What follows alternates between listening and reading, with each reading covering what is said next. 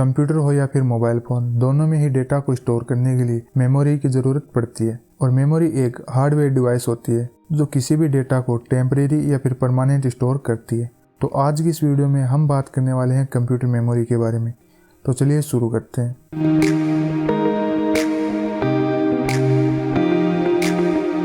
Memory दो प्रकार की होती है। पहली प्राइमरी मेमोरी, जिसे मेन मेमोरी भी कहते हैं, और दूसरी सेकेंडरी मेमोरी, जिसे ऑक्सिलरी मेमोरी भी कहते हैं। तो सबसे पहले हम बात करते हैं प्राइमरी मेमोरी की, जो सेमीकंडक्टर से बनी होती है। इसका काम होता है डेटा को माइक्रो प्रोसेसर तक पहुंचाना, जिसे हम CPU भी कहते हैं, और माइक्रो प्रोसेसर से प्रोसेसिंग होने के बाद डेटा को स्टोर करना। और जब भी कंप्यूटर में मेमोरी शब्द का यूज किया जाता है तो इसका सीधा मतलब प्राइमरी या फिर मेन मेमोरी से होता है। प्राइमरी मेमोरी दो प्रकार की होती है, पहली रैम और दूसरी रोम। रैम की full form random access memory होती है और यह टेम्परेरी मेमोरी होती है।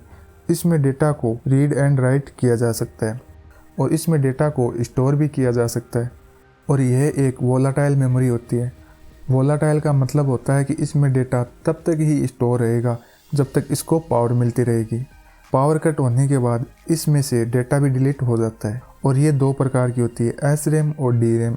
SRAM की फुल फॉर्म होती है स्टैटिक रैंडम एक्सेस मेमोरी और यह CMOS टेक्नोलॉजी से बनी होती है। इसमें 6 ट्रांजिस्टर का यूज किया जाता है। SRAM DRAM से फास्ट होती है और ये बहुत ज़्यादा एक्सपेंसिव भी होती है। उसके बाद है DRAM, जिसकी फुल फॉर्म होती है dynamic random access memory. DRAM को कैपेसिटर और ट्रांजिस्टर का यूज करके बनाया गया है और यह SRAM से स्लो और सस्ती होती है। अब बात करते हैं रोम की, जिसकी full form read only memory होती है। इसमें डेटा परमानेंट स्टोर होता है और यह नॉन वोलाटाइल मेमोरी होती है। रोम 3 प्रकार की होती है। पहली PROM, जिसकी full form programmable read only memory होती है। इसमें डेटा को एक बार राइट किया जाता है और बार बार रीड किया जा सकता है।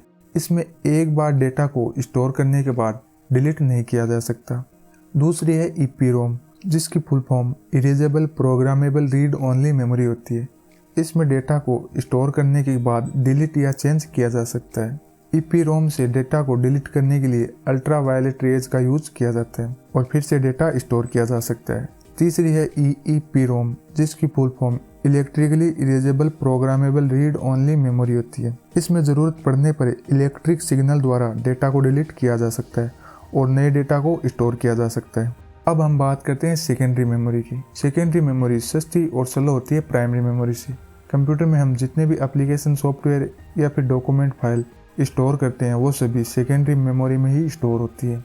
सेकेंडरी मेमोरी में स्टोरेज कैपेसिटी भी बहुत ज़्यादा होती है और ये पोर्टेबल होती है, जिसके कारण यह एक कंप्यूटर से दूसरे कंप्यूटर में आसानी से यूज की जा सकती है और इसमें डेटा को बार बार डिलीट करके बार बार स्टोर किया जा सकता है। सेकेंडरी मेमोरी दो प्रकार की होती है। पहली मैग्नेटिक स्टोरेज और दूसरी ऑप्टिकल स्टोरेज। मैग्नेटिक स्टोरेज में डेटा को स्टोर करने के लिए मैग्नेटिक डिस्क और हार्ड डिस्क का यूज किया जाता है और इसमें डेटा को मैग्नेटिक मेथड से स्टोर किया जाता है। और सबसे आखिर में हम बात करते हैं ऑप्टिकल स्टोरेज की। ऑप्टिकल स्टोरेज में डेटा को प्रकाश की विधि द्वारा स्टोर किया जाता है, जैसे CD, DVD।